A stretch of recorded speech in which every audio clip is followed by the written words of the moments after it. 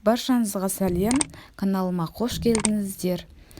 Бүгін біз осындай әдемі бәліш пісіретін боламыз. Өте жұмсақ, үлпілдеп тұратын бәлішті пісіретін боламыз.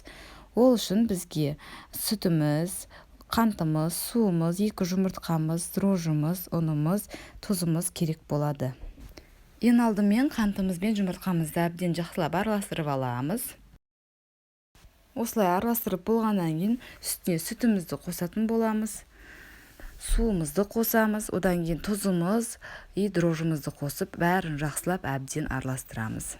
Барлығын араластырып болғаннан кейін 5 минутқа тыңғанға қойып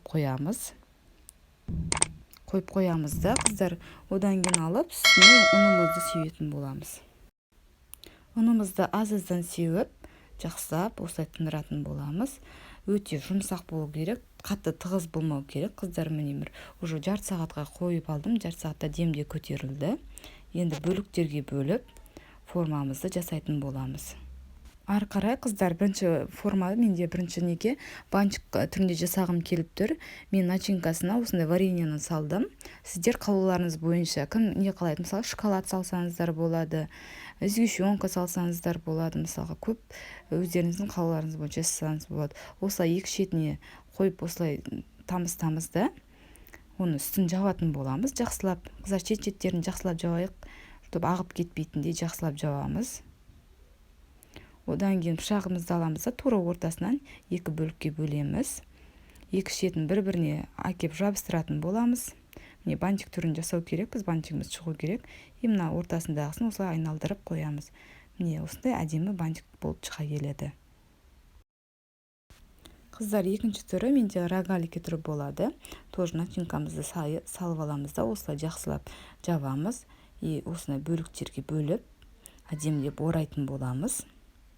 Әдемілеп жақсылап ораймыз, қыздар, ағып кетпесін, сондықтан шетін толыққанды жауатын боламыз. Міне осындай уже әдемі түрі шықты. Үшінші түрі, қыздар, бізде сердечко. Осындай тестамызды жайып алғаннан кейін ортасына қантымызды саламыз.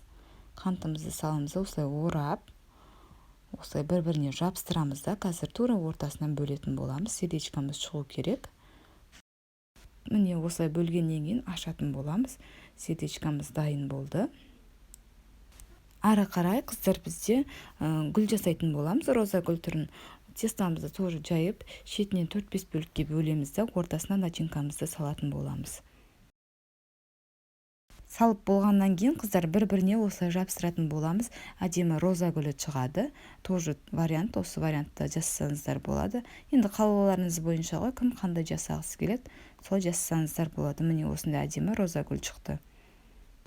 Қыздар, мен жоқ дегенде 4-5 түрі жасадым. Жасап біткеннен кейін енді біз осылай бетіне жұмыртқамызды жағып шығамыз әдемілеп. Одан кейін духовкаға, қыздар, 180 градусқа бір 20 минутқа қойып аласыздар. Қыздар, міне дайын болды. Осындай әдемі, өте жұмсақ, тәп-тәпті булочкамыз дайын. Соңына дейін көргендеріңізге рахмет. Каналыма тіркеліп, лайк басып кетіңіздер.